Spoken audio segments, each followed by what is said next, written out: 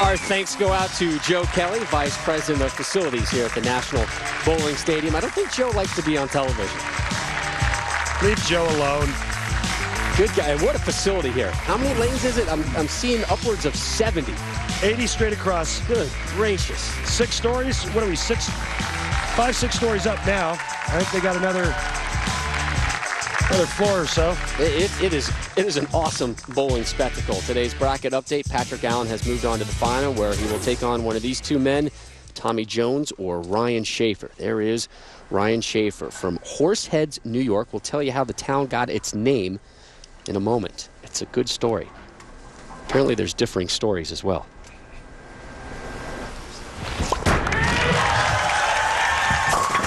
Whoa. Nice shot. Completely missed the pocket. Don't drop it or anything. He just missed this one completely at the bottom of the swing. Watch this. This ball's out of his hand like a wet bar of soap, and it's got no chance to get up to the pocket. I asked him yesterday how his season's gone. He said, I've been suicidal. Not a good year. A bit of an exaggeration, but said, yeah, I really should have made the TV show in Detroit. Buffalo, I had 2 7-10s and missed out. But success this week. Felt the lower scoring pace helped him and did some new drillings. Nice pickup! Oh, Ryan, you're all right, my friend.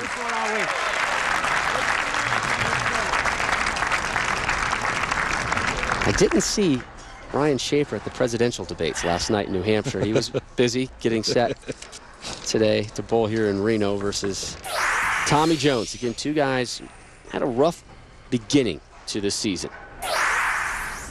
This will be Jones' best finish of this season. He finished 7th at the last event, the Spartanburg Classic, and he leaves the 7-pin there. Lanes are so slick this week. Even Tommy Jones, with that high rev rate, is throwing sanded equipment. Said he's been throwing it a little slower this week, helped his timing. But he's been distracted. Lost his luggage when he got here. Didn't have it when he started bowling. It finally arrived about 8:30 in the morning on Thursday.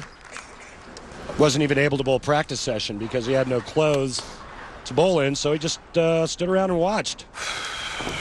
Hasn't been very good this year, according to him. Some good weeks, some bad stuff, bad breaks. He's made some poor decisions, but a good showing in his last event in Spartanburg.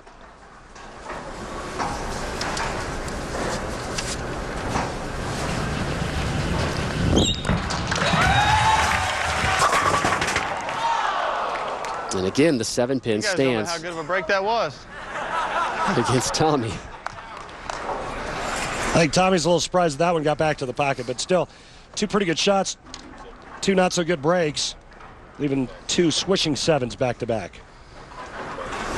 This is his first televised appearance of the season, and first since winning the final event of last season.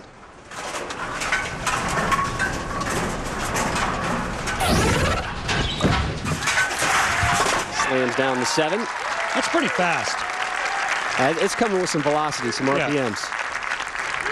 So spare for Jones. Schaefer working off a spare as well. He picked up the always popular 1-2-4-10 split to give himself a mark in the first.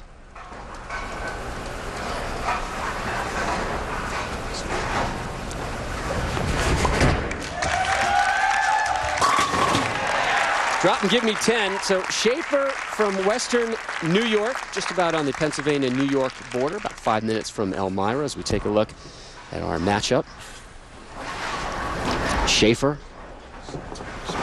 his 21st year on the tour, taking on Tommy Jones. You see Jones there on the right. Schaefer up 1 as we begin the third.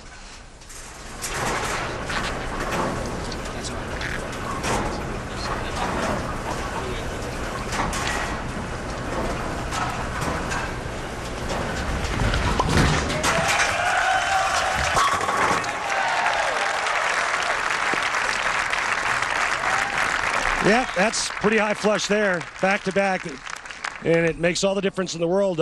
10 versus 6, when you miss it at the bottom versus when you get a handful at the bottom. Ryan Schaefer got a lot of help this week from one of the better instructors in the nation, Mike Jasnow. Get to that in a minute. Tommy Jones, right lane, looking for his first strike. And there it is. We were talking about that adjustment, Randy. Which adjustment? Are we doing the same Which guy? show? Are we on the same show? You and Tommy Jones was telling us yesterday. Well, Tommy Jones has made an adjustment in terms of how he gets the ball into the swing. He was struggling with his push away, and I think what was happening with Tommy was he was getting the ball into the swing a little bit too late, causing the ball to get up to the top of the swing late, and then forcing him to pull it down. Watch how early he gets this one into the swing so he can get it to the top and wait for it.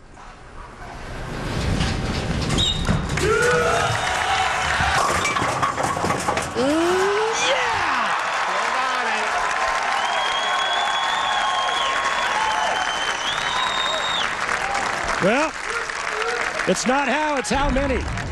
And right here, Tommy Jones gets away with another one on this left lane. That was a pretty poor shot, but Tommy Jones trips a 2-8 late. If that was me, that would have been a 2-8-10. Schaefer up with a 1-pin advantage as he begins his fourth frame. Oh. Same thing. Jesus. Way right. Getting back to Mike Jasnow, working with Ryan Schaefer this week. They worked on his push away. His push away was getting really kind of steep and just kind of slamming the ball into the downswing. And what they worked on was trying to get it a little bit more round. Watch him how he pushes it out here. He's trying to make it a little bit more round. There looked like a timing issue where Ryan just got to the foul line with the ball kind of at the same time, and that's why he missed it at the bottom of the swing. So the lane's very slick this week, inconsistent from lane to lane, hence the lower scores. Picks that one up.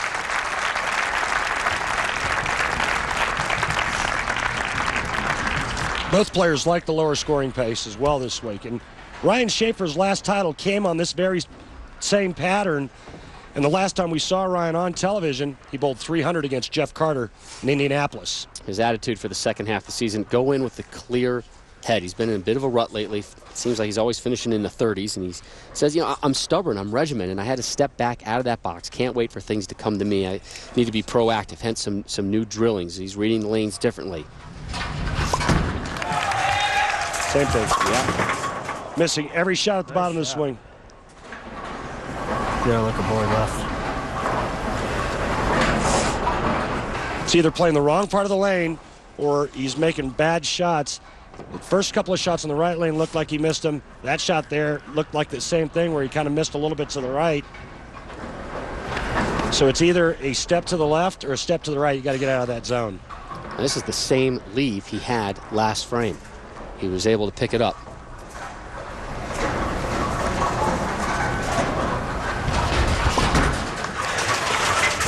One, two, 4, 8. I'll drop again. Got that shot down. And Tommy Jones takes over now. He started spare, has since gone strike, looking for a turkey here.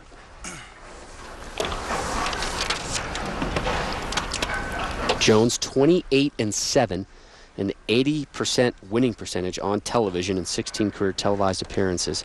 Best bowler under the lights percentage-wise. See the way Tommy kind of corkscrews his thumb in there. Very unique the way he puts his hand in the bowling ball.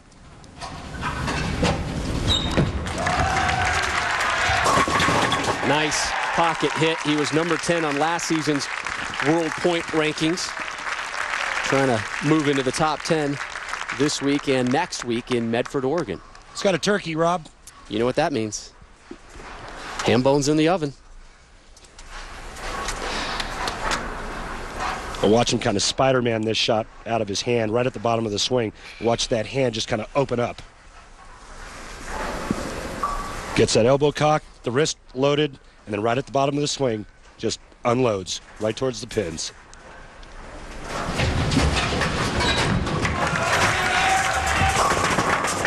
There will be no ham bone for Tommy Jones. Throw it a little slower, maybe. Might hook, you know? Maybe. God.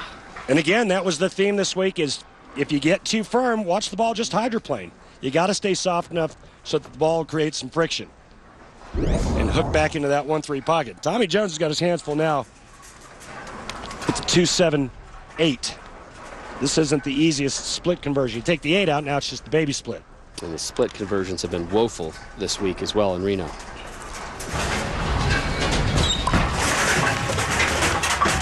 Looks good. Perfect. First half of the season was Jones' worst since his rookie year in 01 and 02, but he's got a chance to bowl for the title here in Reno. The Constructionjobs.com Championship semifinal number 2 when we return, the winner to take on Patrick Allen.